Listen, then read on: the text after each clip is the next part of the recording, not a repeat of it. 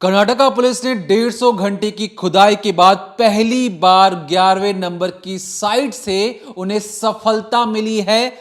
लड़की की लाश मिली है और इस लड़की की लाश के लिए बकायदा 3 बोरी नमक मंगवाया गया था। बताएंगे कि उस लाश के बारे में कौन सी एक्सक्लूसिव डिटेल हमारे हाथ में लगी है। साथ ही साथ जिस जगह पर लड़की की लाश मिली, पुलिस वाले घबरा गए, आसपास की और खुदाई की गई तो बकायदा बाल्टी भर भर कर इंसानी हड्डियों को उसमें रखा गया। बहुत ज्यादा हड्डियां मिली हैं, नरमुंड मिला है। और जो आप ये तस्वीर देख रहे हैं, ये वही तस्वीर है। बिल्कुल हम आपको झलकी भर दिखा रहे हैं, डिटेल में जरूर बताएंगे कि वहां से क्या क्या चीजें और निकली हैं। और जो तस्वीरें हैं बिल्कुल एक्सक्लूसिव तस्वीरें हैं। लेकिन उससे पहले जान लीजिए, जो कर्नाटका पुलिस है, खुदाई करने के लिए वो कहीं और गई थी, लेकिन अचानक से प्लान बदलता है और ये जो शख्स है जिसका नाम एक्स रखा जा रहा है, उसने हाथ ऊपर करके कहा कि सर 100 मीटर चल लीजिए आप मेरे साथ, मैं आपको एक और जगह ले जाना चाहता हूं।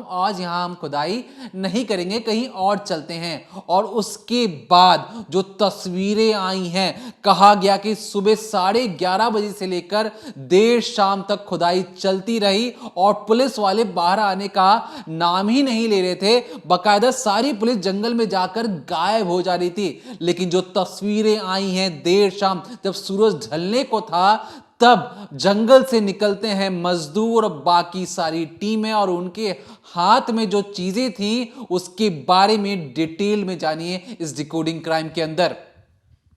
तो धर्मस्थला में लगातार जो खुदाई का सिलसिला है वो जारी है। अब तक 5 जो साइट थी, एक से लेकर करीब करीब 10 तक, वहाँ पर पुलिस की टीम ने मजदूरों के साथ जब खुदाई करवाई तो कुछ खासा हाथ नहीं लगा। लेकिन ये पहली बार होगा जब एसआईटी की टीम को भर भर के जो नरकंकाल हैं, जो लाश है, जो स्केलेटन्स हैं, जो हड्डियों के टुकड़े होते हैं, और साथ ही साथ जो कंकाल का सिर होता है यानी कि जो स्कल होता है, वो मिला है। और 11:30 बजे इस साइट पर गए थे पुलिस की टीम, उस गवाह को लेकर, साथ ही साथ मजदूरों को लेकर, फॉरेंसिक एक्सपर्ट्स को लेकर। जैसे ही इसके अंदर घुसते हैं, खुदाई जो प्लान जगह थी वहाँ पर नहीं होती, उसकी इतर होती है। लेकिन करीब करीब 7:30 के बाद जो ये एसआईटी की टीम है, ये फॉरेंसिक टीम के साथ, तमाम लोगों के साथ वापस आती है। और इन तस्वीरों में देखिए इनके हाथों में क्या है। ये जो आप तस्वीर देख रहे हैं, ये उस वक्त की तस्वीर है जब एसआईटी की टीम जंगल से बाहर निकल रही थी सारे सबूत को इकट्ठा करने के बाद। आप देखिए कैसे एक शख्स जो है वो बाल्टी लेकर जा रहा है, और इस बाल्टी पे ज़रा गौर करिए कि आखिर सबूतों को बाल्टी में क्यों रखा जाएगा, हम ऐसा क्यों कह रहे हैं। तो आप गौर करेंगे कि ये बाल्टी जो है सील बंद की गई है, इसमें कहीं से भी ऐसी कोई गुंजाइश नहीं छोड़ी गई कि इसके अंदर झांक कर कोई देख सके। आप बकायदा देख सकते हैं कि प्लास्टिक या टेप जैसी कोई चीज़ है जिससे उसे पूरी तरीके से सील किया गया है, और रेड कलर के जो मार्क लगते हैं वो भी लगाए गए हैं, यानी पूरी अच्छे तरीके से इसको सील बंद किया गया है। और इसी बाल्टी के अंदर वो हड्डियां रखी हुई हैं जो खुदाई में मिली हैं। थोड़ी और आगे बढ़ेंगे तो कुछ लोग और आते हैं। अब इस लड़के के हाथ में भी आपको एक डिब्बा दिख रहा होगा जो कुछ बाल्टी जैसा ही है, सफ़ेद रंग का, और उसको भी टेप नुमा चीज़ से बिल्कुल बारीकी से छुपाया गया है, सील बंद किया गया है। इसके अंदर भी हड्डियां हैं। और साथ ही साथ थोड़ी देर और जब कुछ लोग गुजर जाते हैं, फॉरेंसिक के लोग गुजर जाते हैं, तो एक आदमी और पीछे से आता है जिसके हाथ में बाल्टी ही है, और वो बाल्टी भी सील बंद है। बताया जा रहा है कि इस बाल्टी के अंदर जो कंकाल का जो सिर मिला है, जो स्कल मिला है, वो इसी बाल्टी के अंदर हो सकता है। और तमाम तरीके से जितनी भी चीज़ें पुलिस को आज मिली, क्योंकि यही वो साइट है जहां से अब तक जो लगातार खुदाई चल रही थी उसका 6वां दिन था, और आज पुलिस को पहली बार भर भर के सबूत मिले हैं, भर भर के वो हड्डियां, वो कंकाल मिले हैं। क्योंकि जिस तरह से जो गवाह है उसने पहली बार में आके जो लेटर लिखा था सुपरिटेंडेंट ऑफ पुलिस को, उसमें उसने दावा किया कि उसने सैकड़ों लाशें दफनाई हैं और उसे वो साइट पता है। अब लगातार जब खुदाई हुई तो कुछ मिला नहीं, तो ऐसे में गवाह पर जो है वो क्वेश्चन मार्क लगने लगा, उस पर ही शक पैदा होने लगा कि क्या वो सही बोल भी रहा है या नहीं। तमाम लोग, पुलिस अधिकारी भी कहीं ना कहीं उसे शक के घेरे में ले रहे थे, और तो और बात आई कि उसको धमकाया भी गया। लेकिन अब जिस तरीके से आज की साइड से ये जो आप बाल्टियां देख रहे हैं ना, 3 बाल्टियां मैंने आपको दिखाई, इसी के अंदर वो सबूत रखे हैं, वो स्कल रखे हैं, वो हड्डियां रखी हैं जो अब फॉरेंसिक की टीम लेकर जा रही है और फिर इनका टेस्ट किया जाएगा, पता लगाया जाएगा कितनी पुरानी हैं और किसकी हैं, पुरुष की हैं, महिला की हैं, साथ ही साथ बाकी चीज़ें भी पता लगाई जाएंगी।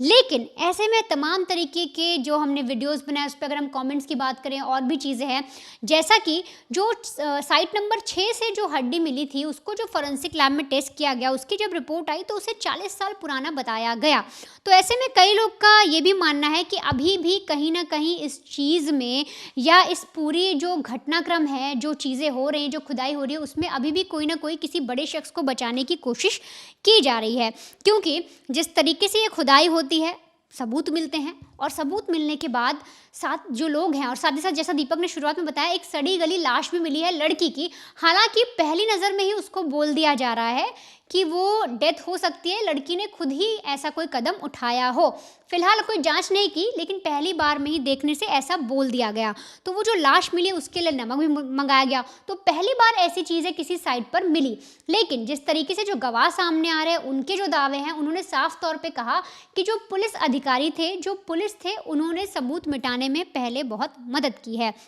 और अब भी ऐसा हो सकता है। मैं ऐसा क्यों कह रही हूँ, क्योंकि देखिए जो गवाह हैं जयंत करके जो सामने आए हैं, जो आरटीआई एक्टिविस्ट हैं, उन्होंने ये साफ तौर पे कहा कि उन्होंने भी एक 13 से 14 साल की लड़की की लाश देखी थी पुलिस वाले को दफनाते हुए। उन्होंने कई बार कोशिश भी की, उन्होंने जो है आरटीआई में सवाल भी डाले और यहाँ तक कि उन्होंने बताया 1995 से 2014 के बीच में जो चीज़ें हुई, जो घटनाक्रम हुए धर्मस्थला में, वहाँ पर जो लड़कियाँ गायब हुई, उनके साथ रेप हुआ, जो मिसिंग हुई, उनके बारे में उन्होंने एक डिटेल्ड रिपोर्ट मांगी थी, उनका जवाब मांगा था और फिर उन्हें आरटीआई में जवाब मिलता है कि देखिए सारा जो डेटा है वो डिलीट हो गया। तो वो अब ये भी कह रहे हैं कि पुलिस की टीम ने वो पूरा डेटा डिलीट भी कर दिया, मतलब मरने वालों की संख्या, कौन सी लड़कियां गायब हुई, किनके साथ रेप हुआ, ये सारा जो डेटा है वो पुलिस की टीम ने डिलीट कर दिया। और साथ ही साथ उन्होंने बताया कि किस तरह से जो अधिकारी उस वक्त में थे, जो पूरा इन्वेस्टिगेशन किया करते थे, जिनके थाने में लोग जाकर रिपोर्ट लिखाते थे, वो कैसे उन लोगों के साथ मिले हुए थे और इस पूरी इन्वेस्टिगेशन को गुमराह कर देते थे, कभी किसी और को पकड़ लेते थे। जैसे हमने आपको सौजन्या केस में बताया था कि जब उसके परिवार वाले एक रिपोर्ट दर्ज कराते हैं, उनकी बेटी के साथ जो चीज़ें हुई होती हैं, कितना ज़्यादा प्रताड़ित किया जाता है, उसका मर्डर किया जाता है, इसके बाद कुछ लोग जो होते हैं एक आदमी को जो मेंटली डिसेबल होता है उसको ले जाकर पुलिस थाने में सौंपते हैं और कहते हैं कि इसी ने उस लड़की के साथ रेप किया और उसका मर्डर किया। और उस शख्स को, संतोष राव उसका नाम था, उसको जब पकड़ लिया जाता है, अरेस्ट कर लिया जाता है, मारा पीटा जाता है, लेकिन जब इन्वेस्टिगेशन होती है, जब कोर्ट में मामला पहुंचता है और 2024 में ही आता है, उस इंसान को बरी किया जाता है ये बोलकर कि उसका कुछ भी चीज़, ना खून मैच हुआ, ना वहाँ पर जब लड़की का मर्डर हुआ तो जो भी सैंपल्स मिले, सीमन वगैरह हो गया, वो कुछ भी संतोष राव से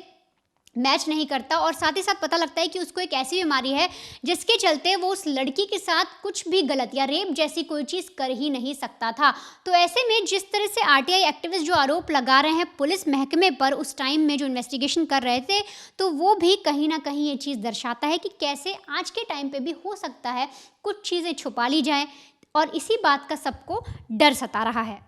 देखिए, धर्मस्थला जो जगह है वो जगह बहुत खूबसूरत है, लेकिन उस खूबसूरती के पीछे जो सच्चाई हर कोई आकर अब जो खुले तौर पर बताने की कोशिश कर रहा है, उस आवाज़ को पहले भी कई बार दबाया गया था। खुद एसआईटी के सामने जो सीबीआई की एक स्टेनोग्राफर हैं सुजाता, उनकी बेटी भी इसी इलाके से गायब हो जाती हैं।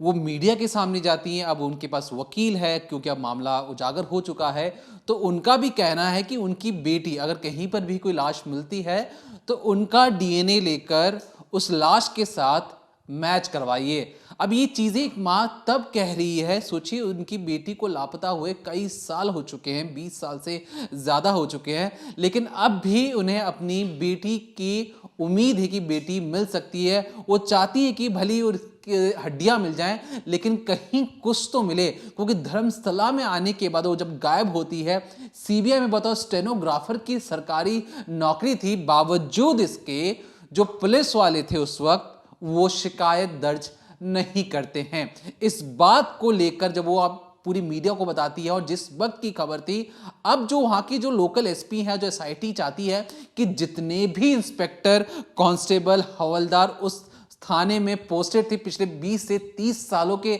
दरमियानी, उन हर एक लोगों से पूछा जाए, जहां जहां जिस जिस जिले में उनकी पोस्टिंग हुई वहां से उनको बुलाया जाए, उनसे डिपार्टमेंटल इंक्वायरी हो कि भैया जरा बताइए कि आपके मन में ऐसा क्या चल रहा था कि आप शिकायत करने में बड़ा आनाकानी कर रहे हैं, और इस आनाकानी के पीछे जो आपके जो आका हैं कहीं आपको कठपुतली की तरह नचा तो नहीं रहे हैं। और इसलिए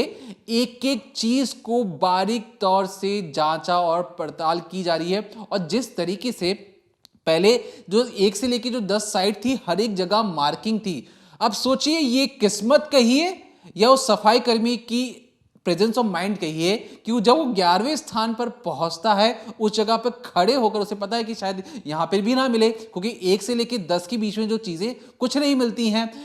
1 से लेकर 6 के बीच में तो 15-15 फुट की खुदाई भी कर दी जाती है, लेकिन 7, 8, 9, 10 इन 4 जगहों पर 5 बाई 6 की गहराई कर खुदाई की जाती है, कुछ नहीं मिलता है। लेकिन 6वें स्थान पर जिस तरीके से आपने वीडियोस देखा होगा कि हड्डियां मिली हैं, तो पता यह लगा है कि वो तो 40 साल पहले किसी 33 से लेकर 35 वर्षीय किसी मेल की बॉडी के पार्ट्स हैं, उसे दफनाया गया है वहां पर, उसकी हड्डियां हैं, तो सफाई कर्मी से उसका लेना देना नहीं है। लेकिन जंगल के अंदर से अगर इंसानी अवशेष या हड्डियां मिलें तो जानवर तो मारकर खा जाते हैं, जमीन के अंदर दफनाने वाले वो लोग कौन हैं, और ये लोग इतने आसानी से कैसे लोगों की आंखों के सामने इतनी आसानी से दफना लेते हैं, क्योंकि जमीन खोदने के लिए मजदूर चाहिए। जब आप जमीन खुदाई करते हैं तब तक बॉडी बाहर रहती है। ऐसा कैसे हो सकता है कि जब सफाई कर्मी जब लाशों को गाड़ रहा हो तो किसी ने भी नहीं देखा उस इलाके के, और इतनी लाशें अगर गाड़ी भी गई हैं, 100 लाशों की जिस तरीके से बात हो रही है, क्या उस इलाके में किसी को भी इस चीज की जानकारी नहीं थी? उस इलाके के जब हमने बायो डिटेल निकाला तो हमें पता लगा कि देखिए मौसम तो बड़ा सुहाना है, जो वहां पे लोग रहते हैं लगभग 5000 के आसपास मेल हैं, 5000 के आसपास ही महिलाएं रहती हैं, तो लगभग 10,000 की पॉपुलेशन 2011 की सेंसस के मुताबिक। टाइम्स ऑफ इंडिया की रिपोर्ट के मुताबिक वहां पे एक मंदिर है जो फेमस है, वहां पर टूरिस्ट बतौर टूरिस्ट 10,000 टूरिस्ट वहां पर घूमने जाते हैं, जितनी पॉपुलेशन है उतनी टूरिस्ट जा रहे हैं। वैसे इलाके में बड़े इत्मीनान के तरीके से लाशों का गायब हो जाना, उसको दफनाना, ये कैसे पॉसिबल है जब जंगल इंसानी लाशों को उगलना शुरू कर दे, वो भी कई साल पहले दफनाए गए। और हाल ही में देखिए 2 सफाई कर्मचारी ने एक जो बयान कहा कि उसने कहा कि 1995 से लेकर 2014 तक उसे प्रेशर बनाकर उसने कई लाशें दफनाई हैं। 2014 से 2025 आ चुका है, 11 साल बीत चुके हैं, अब जाकर मामला उजागर फिर से हुआ है। तो क्या इन 11 सालों में आपको लगता है कि कोई और नहीं होगा जो लाशों को इस तरीके से छुपाने की कोशिश कर रहा होगा? लाशों को जलाया इसलिए नहीं जाता था क्योंकि आग की लपटें देखकर लोग समझ जाएंगे कि यहां पे तो लाश जलाई जा रही है, लेकिन दफनाने से किसी को नहीं पता लगेगा। तो पिछले 11 सालों में भी अगर किसी ने लाश दफनाई है तो हमारी दरख्वास्त है कि वो एसआईटी के सामने जाकर अपने आकाओं का नाम अभी बता दें, क्योंकि अगर एसआईटी पहुंचेगी या इस पूरे मामले को दबाने की किसी भी तरीके की जो कोशिश होगी तो उसमें कहीं ना कहीं उन्हें धक्का लग सकता है। सोचिए वहां पर जो लाशों को दफनाया गया, सफाई कर्मी ने जो अपने लेटर में कहा कि उसे दिक्कत हो रही थी, उसे लग रहा था कि लाशों का अंतिम संस्कार नहीं हुआ, वो जो आत्माएं हैं उसके आसपास भटकती हैं, उसे परेशान करती हैं, और इसलिए उसने फैसला किया कि वो सच बोलेगा। अब यहां पर 11वें नंबर पर तो खुदाई हुई नहीं, अब 11वें नंबर पर जब खुदाई होगी तो सोचिए अगर वहां पे कुछ भी चीज ऐसी मिलती है, नहीं भी मिलती है कोई फर्क नहीं पड़ता, लेकिन 11वें नंबर से दूर तो मिल गई। अब लेकिन जो 13 नंबर वाली जो जगह है वहां पर उसके मुताबिक लाइन से कई लाशें गाड़ी गई हैं, मतलब ABCDEF कर लाइन से कई दर्जन भर से ज्यादा की लाशें गाड़ी गई हैं। अगर उसके कहे के मुताबिक इतनी लाशें अगर वहां से निकलती हैं तो सोचिए सवाल जवाब तो करना बनता है, ये लाशें कहां से आ रही थी, क्यों आ रही थी, और जिस तरीके से उसमें बताया गया कि उन महिलाओं के साथ टॉर्चर होता था, उनके साथ रेप जैसी चीजें पता लग रही थी, वो बहुत भयावह स्थिति में थी, और तब जाकर उस पर प्रेशर बनाता था। उसने बाकायदा एक बड़े आदमी का नाम लिया है उस लेटर के अंदर, कहा है कि मैंने उनके कहने पर, क्योंकि उन्होंने कहा कि अगर तुम लाशों को नहीं दफनाओगे तो तुम्हें और तुम्हारी बेटी, तुम्हारी बीवी, हर किसी को इसी तरीके से जंगल में गाड़ दिया जाएगा, और इसलिए हम कह रहे हैं कि इन लाशों को गायब कर दो। और लाशों को गायब करने का जो आंकड़ा बताया गया है वो 100 बताया गया है, लेकिन कई मीडिया रिपोर्ट्स में कहा गया है कि 400 से ज्यादा लोग गायब हैं। इसमें अधिकतर महिलाएं या कहें छोटी बच्चियां हैं जिनकी उम्र 15 साल से कम है, और इन लड़कियों के साथ जबरन रेप, यौन शोषण और जो तमाम आप चीजें सोच सकते हैं अपने दिमाग के अंदर, उन लोगों के साथ किया गया है। जिस तरीके से ह्यूमन एक्सपेरिमेंट किया गया धर्मस्थला में इन बॉडीज के साथ, उसे छुपाने की जो कोशिश है,